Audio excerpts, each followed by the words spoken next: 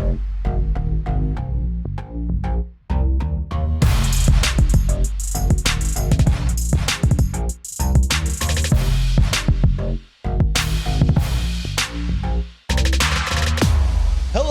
welcome to Rural Concerns, a podcast about the countryside, the city, and everything in between. Well, as long as by everything in between you mean charging cables. My name is Chris. My name is Sunil. My name is James. That's all of our names. Let's smash on. Boo, boo, boo, boo. Hear ye, hear ye. Welcome to this episode of Rural Concerns. I now announce the banter is open. Oh, I didn't like that. What was that? That was just, I don't know, just to start, because it's like, how do you start these things? It's hard, isn't it? Well, I don't think we've used the word banter on this podcast before. I don't think we've pretended to be a town crier before either. I'm just trying to make things, keep it a bit fun. Because everyone's probably, and in terms of RE banter, you can call a tiger a very big cat. Do you know what I mean? But we all know what it is. It's a tiger. Do you understand what I'm saying? No. We can avoid the term banter, but what's happening? Yeah, that is what we're doing. What's happening? What we're doing, isn't it? Yeah. I thought you were saying we got a tiger by the tail because you're such the Bantsmeister. This is I'll let the eggheads at Harvard University figure out what you're on about. Do you know what I mean? The eggheads in the Discord group. As much as I think you're both nice to chat to, I'd never call you Bantsmeisters. What? But not in a bad way. That's not meant to be an Did you not insult. hear that town crier impression? I didn't know, but he would never do that in public. He'd only ever do that on our podcast. He'd never come into a pub and do that. With his own bell. Yeah. Can you imagine what I'm like to be within a pub? Oh, man. He's a quiet little mouse. He's not getting served. Nursing his half a shandy. He's not getting served. Oh, my God. Back of the queue. No, I'm not. Sunil's right. I'm not. I will just sit there like a little shrew and just observe everything that's happening. Do you know what I mean? And then slag everyone off in a script 3 years down the line. Yeah, I'm a purveyor of experiences. Do you know what I mean? I do have to think. I absorb. Do you know? If you just sat there, I look at how someone I don't know, like drinks to drink or something like that, and I'm like, that's weird, and then I'll keep it, index it. Yeah. But we've got stuff to talk about. Yeah, exactly. Yeah. We've got like literal stuff. Sunil, this looks very exciting from Chris. I've just got like, it's been like last time we sort of met, we didn't really address the document at all, did we? So it's like a splurge of events that have happened. But should we start with what have you been up to, Sunil? In the city? City Let's Sting. go. City Sting. Here is the city bit. I went to the countryside again. Okay, country sting. Here is the countryside bit. Spent a day at a country house, just working little jobs around there. It was called Weston Park. It's in Staffordshire.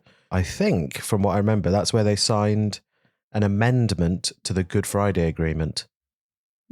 If you guys remember that. Oh, yeah. What was that, 90? It was after the initial one when they needed to clear up a few issues. But anyway, yeah, went there, tried to work in the house, met the staff, tried to work in the kitchens, did a bit of chopping, was very bad at it, wasn't allowed a job in the kitchens. And then, this is the worst thing, they have a miniature railway there, but the guy only works whenever he wants. So he wasn't there that day, I couldn't have a go on it. What? Yeah, terrible. But yeah, just had a lovely day in the country. It's basically all for the radio show, so I can't really reveal too much about it. But the exciting news. Oh yeah, we want that embargo on that hot radio for content. Yeah, you don't want to save that one for. You want to save that one for deadline. I mustn't reveal because there's lots to reveal. Okay, the main thing is that I can reveal that on the way there, Euston Station. Don't know if you guys know Euston Station. Yeah, a little bit. I used to go there a lot. I'm there at least twice a week at the minute, yeah. Possibly the most shambolic station in London. Chaos, pure chaos. Absolute chaos. There's a little haven, a little retreat that you wouldn't normally notice tucked away underneath a staircase and down a little alleyway. And it's called Hotel Chocolat. It's in the one in Euston Station? Yeah, it's tucked away though. You would never notice it. it's not.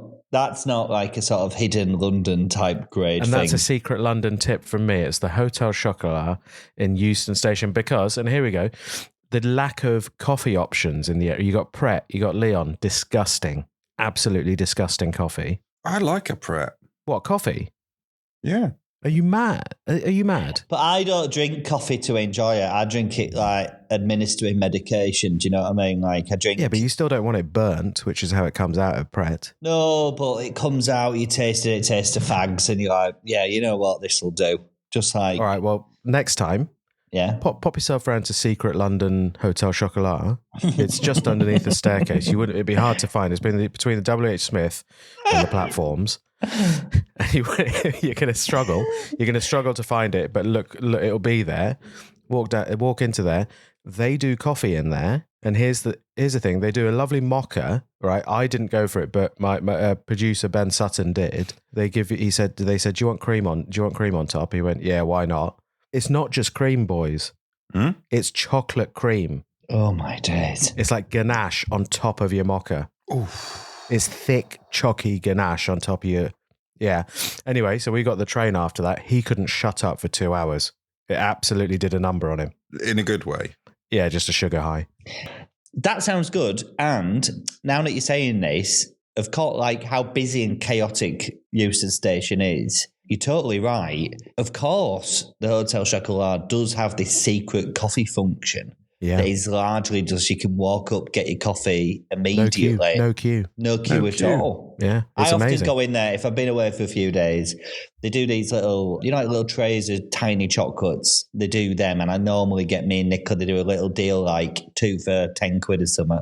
And they do these pistachio chocolates, and they are I love them. Like I used to go and used to get like I'd buy if I've been away for a few days. It's just like a little thank you for doing all the childcare type gift placation. I used to buy different ones. I bought the pistachio one and this one and another one or whatever.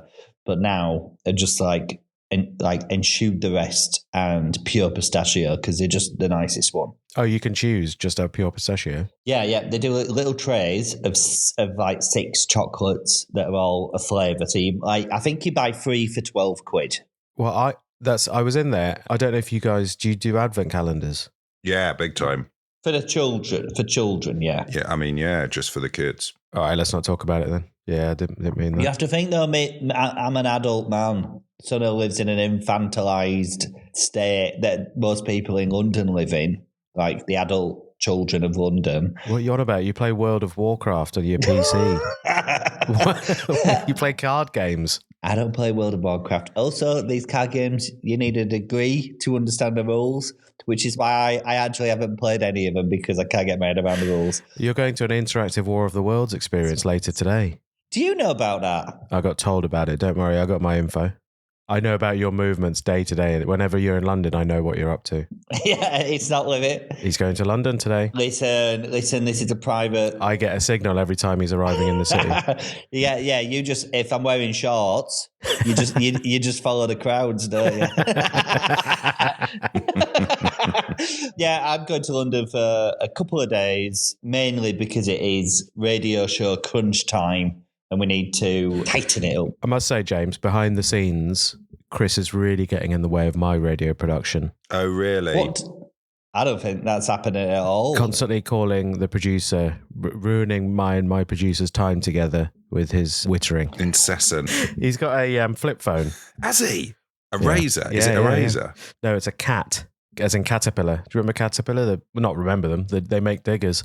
But yeah, they make phones. The shoe brand? Yeah, the shoe and digger brand make phones. What? I would have killed for a pair of cat shoes back in the day. Like the Wu-Tang Clan. No, they were Timberlands, weren't they, mainly? Yeah, I think cat was like the sort of English market version.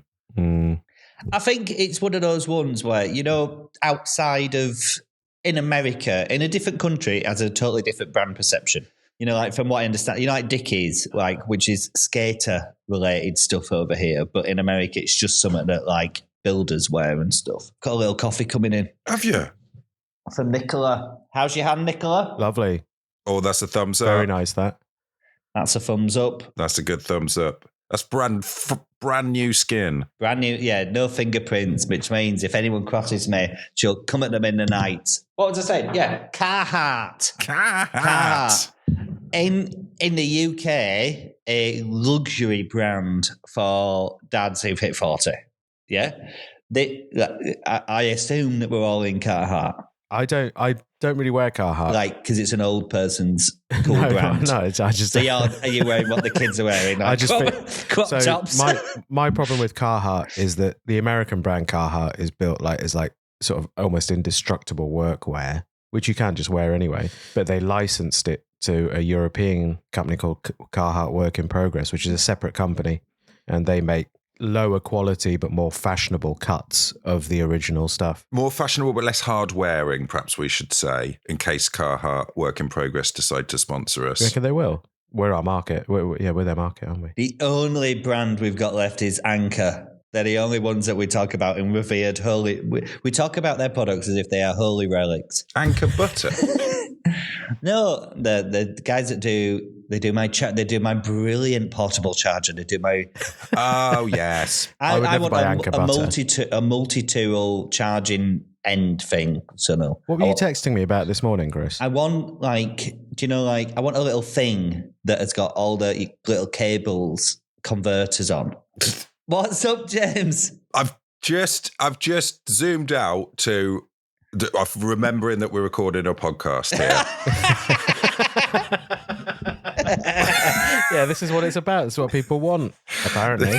James, can I just say something that's just going to blow your mind 1 degree? Yep. In the Patreon Discord group for people who support this podcast for £3 a month, they have asked whether Sunil would do a special bonus episode to talk about Amazon Black Friday deals. Oh, yeah. I did see that. Oh, God. In terms of our audience, which, I won't lie, has plateaued. We're going to play to the crowd. This is the content they want. This is how political parties die, isn't it? They just concentrate on their core membership. Yeah, we are the death throes of the Tory party. All right, sorry, no more cable chat. Keep that to the Patreon episodes, please. Next item on the agenda. We haven't had any country news. Well, you went to the country house. No, I mean from you. I want to know what's happening in your village. Well, I want to know why you were so bad at things in the country house. What were you bad at cutting? Well, I mean, I'm nowhere near as good as the chefs that work there. But did you not get good in lockdown? Chopping? Yeah. Nah, not really. I had HelloFresh. And then they give you like 3 tiny little potatoes. They give you 3, but they give you 3 the chopped already. It's like, guys, they could easily be a sponsor. They could easily be a sponsor, Chris. Do you know what? I haven't heard from those boys for a bit. What are they up to? The HelloFresh gang. Making delicious meals easily doable by people who live in London and can't go to a shop like an adult and buy. I am afraid that like even talking about companies and sponsorship is blunting our edge, and we're not allowed to speak the truth as we always have done on this podcast. And I think that's more important than the few quid you could earn. James, I don't think if you have got into this union for money, I've got some bad news. So Sunil, in the country house, who was the most senior ranking official that you met during your time there? Did you meet the lord of the house, the lady of the house? Very interesting story. The lord and lady of the house had to give the house to the nation about 20, 30 years ago. And then they try and run it as a business. So it's not part of the National Trust or anything like that, but there is still like the actual house with all the artwork and stuff in there. The most senior person I met was the head curator, Gareth. He just keeps hold of the history of the house. That's all it is. It's quite strange. It's a halfway between a National Trust house and a working like event space. So they try and do everything there. What do you mean they had to give the house to the nation? Is that the word you use? They had to because of death duties, inheritance tax. So they gifted it in perpetuity to the nation. Yeah. But they can still live there. No, they don't live there. No, I don't. So they got kicked out by Britain. Yeah, I think they still sort of vaguely have a hand in the running of it because it sort of earns a living and stuff. But yeah, they I don't really understand the business of it because like I think like But if you own that house and you owed a lot of money on it, you'd either have to sell it to a private seller, but there was loads of artwork in there that was like deemed of note. I've got a sort of site. Well, in our village, we've got a couple of buildings that are owned by the village in perpetuity now. I think the village, but I don't understand the legal side of it. But on a bit of countryside news from my end, countryside staying. Just imagine it. Yeah. Yeah. I'll put it in afterwards in the edit. In our village, we've just had a new pub open, which is a community-owned pub. Now, that's in direct competition to the normal pub that's always open there, right? Yes, but it's murky, I think. What, the other one is murky? No, the other one's great. Like, it's the one that like I say, it's the one for the community, the other one. Traditionally, there were two pubs. And from when I lived here, the one up the road that's just reopened, which shut for a while, and it reopened, and it's been reopened as a community one. But originally, that pub was, because it did food, it more catered to the walking community, like whereas the other one was just a pub that sort of opens at 5, and largely when you go in, you would see the working lads, in there from the farms and stuff. No food really, like a wet pub or a wet bar. Yeah. So there was like a sort of natural split. Crisps, definitely crisps. What sort of brand crisps are we talking up there? Are you Seabrooks? Seabrooks been bought out by a Chinese company, I think. Still called Seabrooks, aren't they? Yeah, Seabrooks was like a shining light. Like my wife would be going on about Northern Irish potato crisps and stuff, and you'd be like, yeah, they're all right. They're absolute dog shit compared to Seabrooks, though. But now Seabrooks were the king. But now Seabrooks was a Bradford brand, but now, from what I understand, it's been like bought out. So it's. Is this, sorry, have I inadvertently touched on Bring Back Bradford Better? The Chris Cantrell movement. You've brought it back front and centre. We're back in Bradford heartlands. Yeah. No, it's not Seabrooks. What crisps do they have up there? I think they've got Walkers, and I think that I need to do a recce. I need to confirm. The other pub's reopened, and I went in for the grand opening, and I went in another night to have my tea, because you got to support this sort of thing. I still want to, because in the gap, I've been going for little drinks on the Sundays when I'm not away.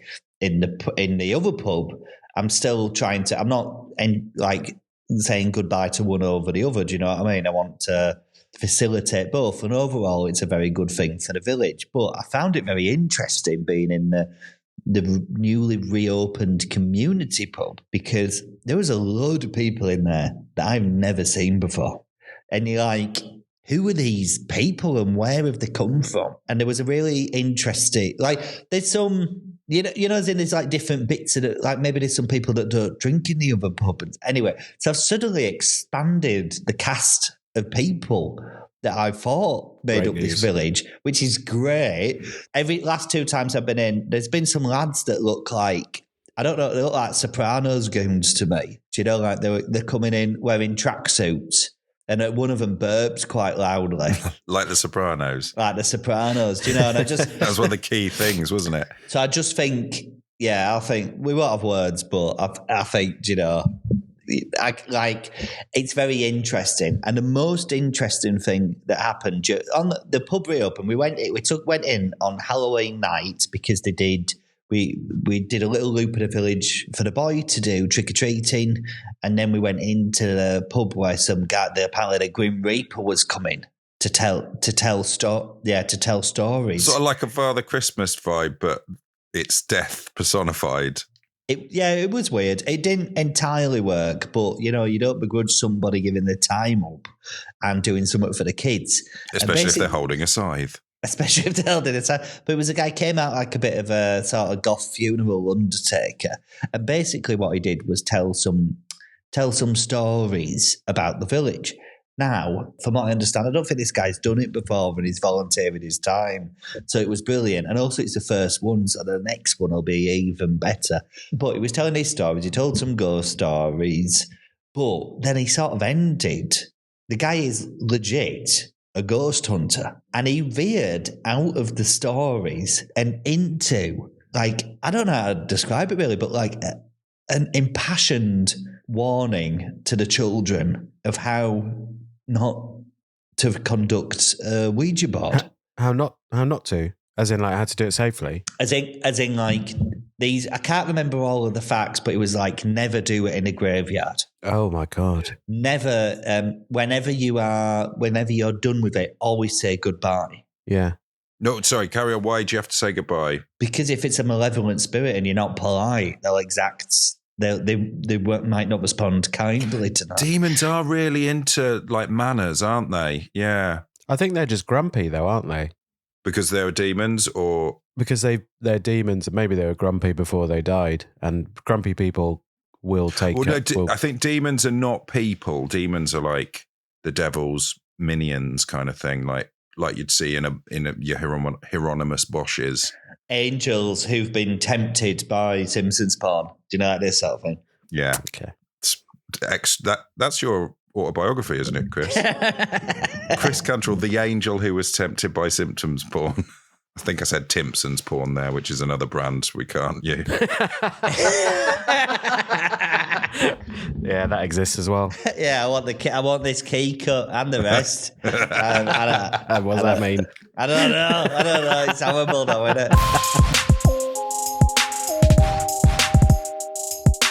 But the tone that this guy shifted from telling vaguely historical stories about the village to a stark warning to my son, who's an 8-year-old boy, about how he should conduct a Ouija board. It was honestly such a full on, and he was deadly serious as well. So I was like, at this point, I'd gone over the other side of the room because my son loves getting involved in group things. My son is, I found out recently, a heckler. So I took myself off to the other side of the room where my mother and father-in-law were sat with their friends. So I sat down, and then my mother-in-law's friend started saying to me, like, do you experience anything in your house? Have you ever had experiences in your house? And I went, no, I don't think so. And then I was being very polite, but this friend bought me and Nicola a special candle that apparently had some sort of blessing on it. Sage. Yeah, and was meant to, she said, you meant, like, basically when we got that candle, what we were meant to do in our house was light it and take it on a tour of the rooms of the house to cleanse it.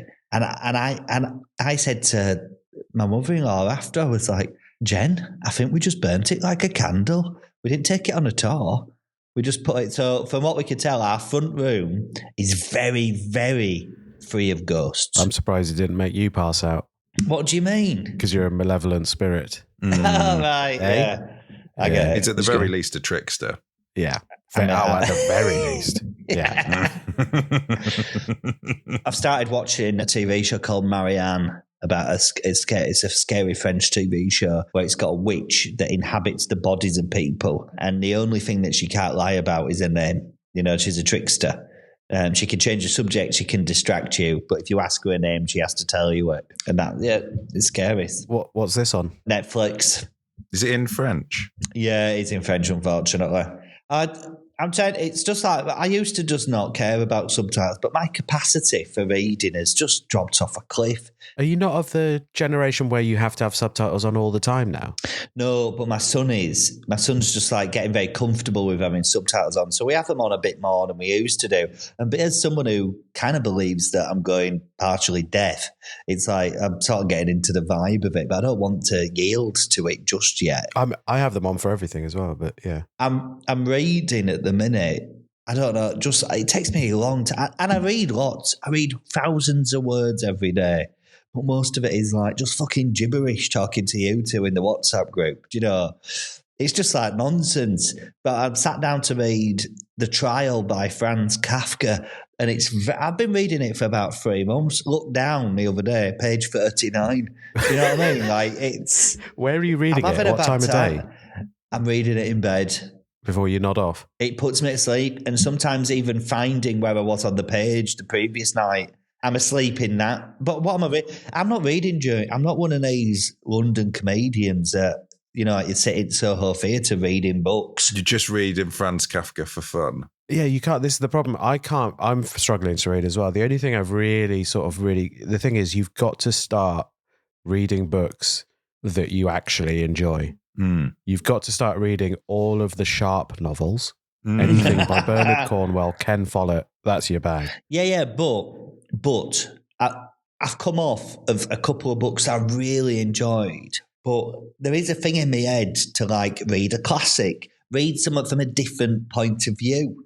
Like my wife's got all these books and I'm like, I just can't quite, like, I don't know, it's about some... What books is your wife reading? Good books. Books. Like what? I don't know. But I'll tell you this, the colour on the cover is like a Tuscan sort of orange or like a house with a peach background, you know what I mean? So that's the sort of type of vibe of a book. Whereas my books that I read are like black cover, blood red writing, skull. Gothic script. I told you I've been reading books about goblins and I love them so much. Oh, yeah, that was what you were reading. But after that, I read one that I really enjoyed that was called Red Team Blues by Cory Doctorow. And it's a detective novel, like an old-fashioned, like structurally, it's an old-fashioned detective novel, like a Maltese, like a noir, like a Maltese Falcon type story. But it's about a forensic account. The detective in it is a forensic accountant, and people hire him to track money and to basically, like, and in the story, this guy has lost some secure enclave security keys, for like mobile phones or something like that. I don't understand the technology per se, but basically some blockchain shit. And the mystery is him backtracking and finding like who stole them via. And anyway, I just really loved it. Yeah, Red Team Blues is a plot-driven detective story told in Cory Doctorow's distinctive style of high-tech internet subculture. This guy's a fascinating guy. This guy's like an activist. He writes, he's mad. They call him like social fiction or something. It's a subdivision of science fiction. Yeah, it's a grabby Next Tuesday thriller. Yeah. It's about cryptocurrency shenanigans that will awaken you to how the world really works. You just reading the blurb. Yep. It's about the difference between offence and defence. His website is craphound.com. Oh, yeah. This guy's, he's like passionate about, like Creative Commons licensing and stuff. Oh, yeah. This guy's a big brain. I enjoyed the book. I give it a recommend. James, put the recommend sting there. We haven't got a recommend sting. What would it say?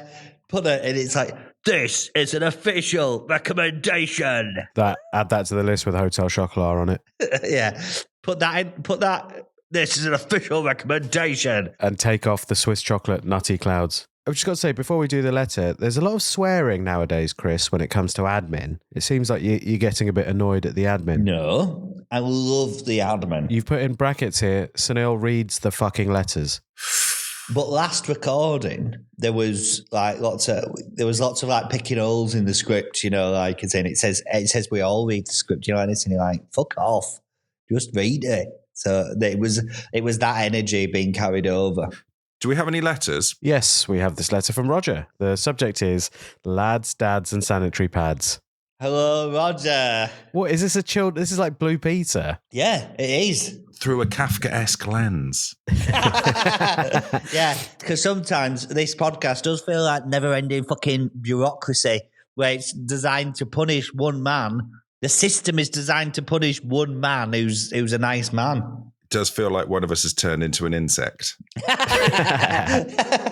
That's the only thing I know. And if he's written any other books than that, we don't care. We don't want to know about it. Because I won't be reading another one after this.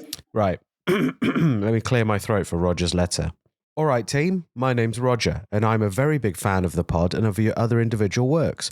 Chris, I came and saw your Edinburgh show, and you referred to me as Ross or Rob on the pod the next week, which I was dead chuffed about because you also called me young. I'm sorry for getting your name wrong, Roger.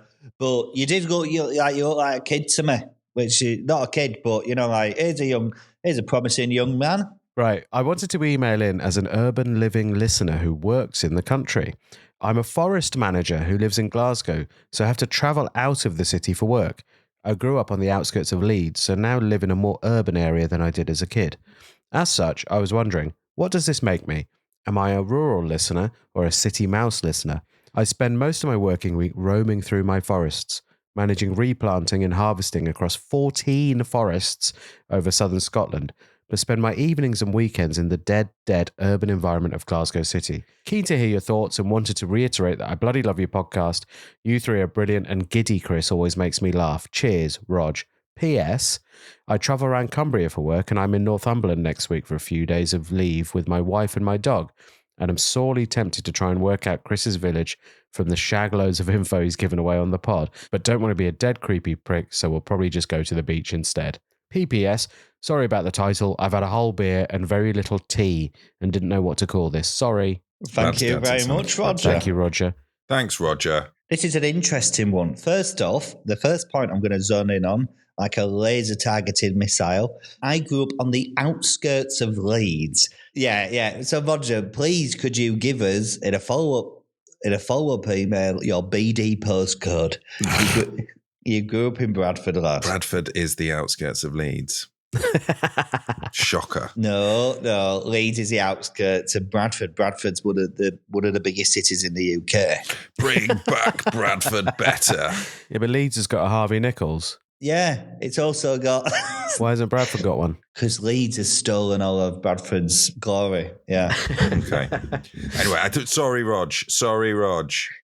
Roger, you're from Bradford. Leeds is a giant tick of the northwest. I also have a separate question for Rog as well. I went to a sort of replanting scheme near Glasgow as well, 2.5 hours out of Glasgow in the Highlands. And I want to know, Rog, is it true that the reforestation has been done in the past quite badly with foreign trees rather than Scots pines? Thank you.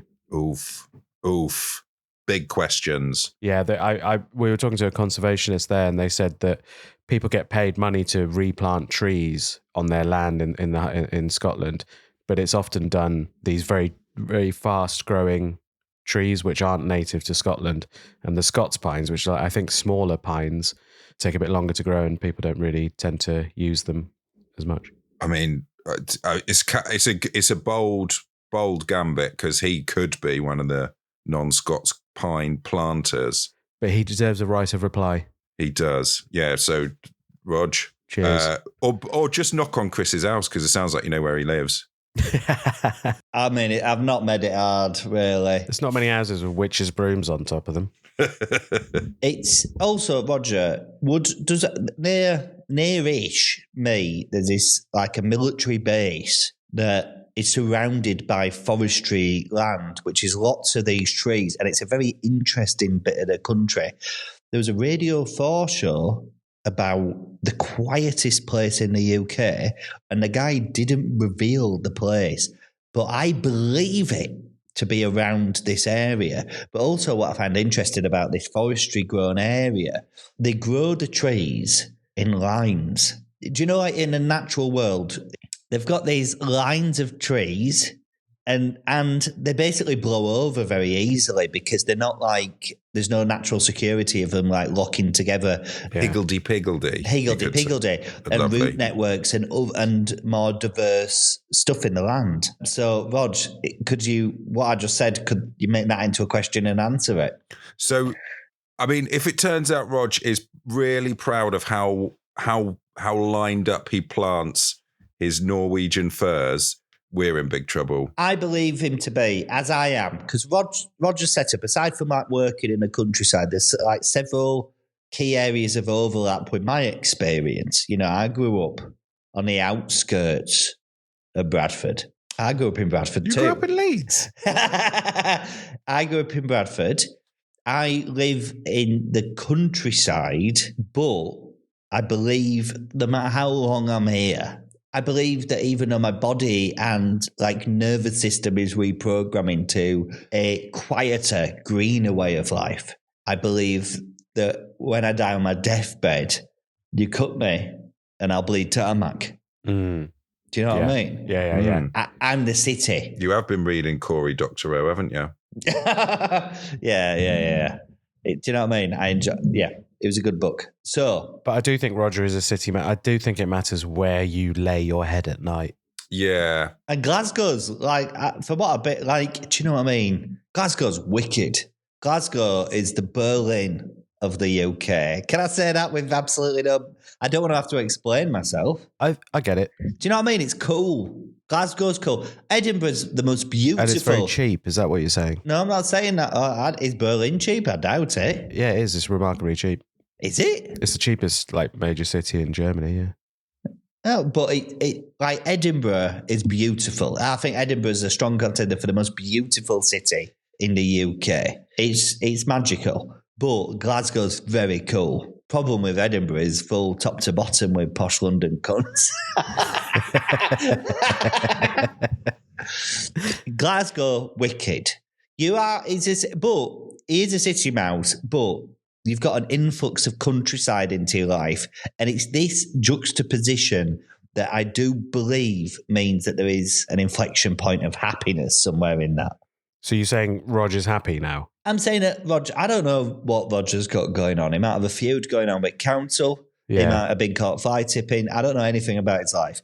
But if he's splitting his time between the city and the countryside, if he's got easy access to Laser Quest, if he can go out for a PAYE paid hike, then to me and like being out in the countryside, it just like it's good for your body. Yeah. It's good for your mind. Is it? You spend a lot of time outside in the countryside, don't you? Yeah. Okay. Not as much as I'd like, but you do. When I'm feeling matter, you just like get yourself out for an hour, take it in, take the view in. It does. But it just inspires you to draw those 8-titted women you draw. Can you stop talking about the 8-titted women? He sends you one picture. 8-titted women drawings have been a recurrent theme throughout our friendship, Chris. I'll tell you what I'm going to do, because we're finishing this record and I'm on train to go down to London, very much the Glasgow of. So. That wasn't an edit. Listener. That was Chris backing out of a sentence all by himself. No, because I was giving London. I've just said I was just saying how cool. I was just saying how cool Glasgow is, and then I was saying London's cool, and I didn't want to do that. I think London is the Edinburgh of the South. I think that's fair. It's full of London seas, but not as beautiful. You're saying it's full of posh London cunts, then? But on this train route, I'm going to be doing one thing and one thing only. Drawing a picture of Sunil Patel with 8 tits that will be going straight in the Discord. Yeah. You can meme it up with that picture of him. So that's a good advert for the Patreon. Yeah. Join the Patreon and you can have access to Chris's doodlings. £3 and you can see content that Sunil has no inclination to ever check. Sunil cannot comprehend how much his personal messages are just going directly into the Patreon account. Like it would blow his mind if he could see what content was on there that he sent me in a private encrypted space. So thank you, Roger. Thank you, Roger. Thanks, Roger.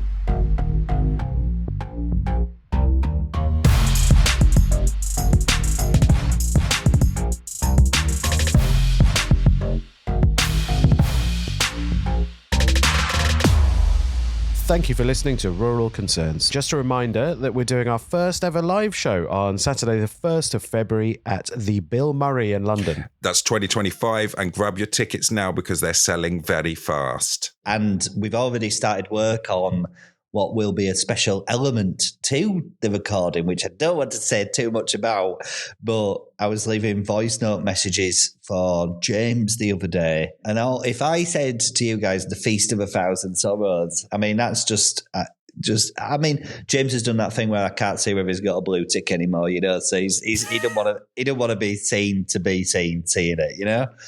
So get your tickets. And if you have a rural concern, you can actually email us to it. Email us to it at christopher@alovelytime.co.uk. And the best way to support Rural Concerns is through Patreon. We're an independent podcast and we are sustained by your pennies. And for less than £5, what you'll get is regular bonus episodes, ad-free episodes, plus you get access to the online Discord server, which is known as the Creamery. Give us a little taste of what's happening in there, please. Well, something actually brilliant has happened because they picked up that in one of the recent episodes, Sunil has made a mistake. No. They made a mistake when discussing. We did a public service announcement on nutty clouds and the calories.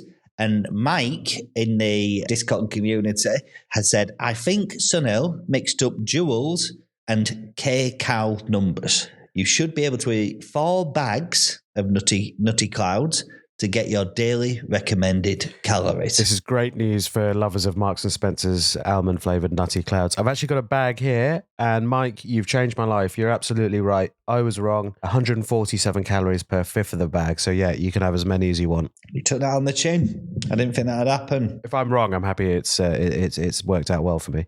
Yeah, I suppose there is a double-edged coin here in there. Or a single-sided sword. A single-sided sword.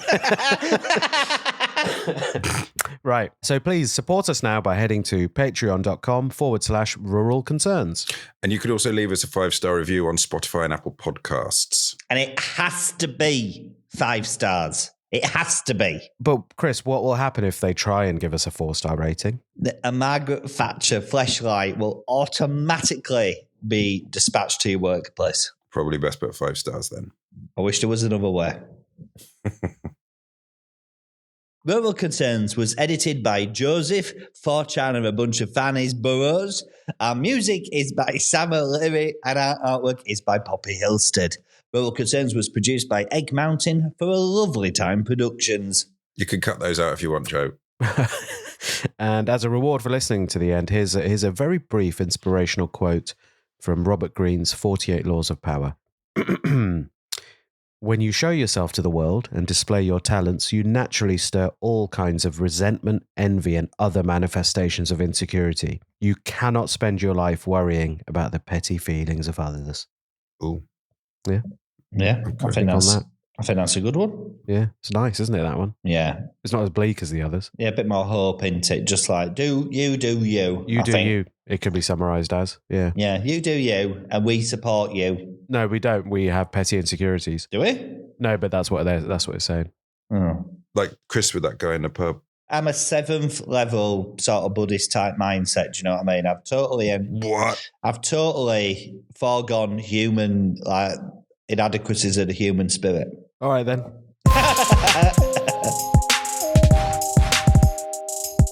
Smelling weed used to be a special event, didn't it? Being on the street and smelling weed was like, this is an unprecedented event. And now it's just, this is Tuesday. It's everywhere. Who's smoking that? Turn around. It's a cop. Do you know what I mean?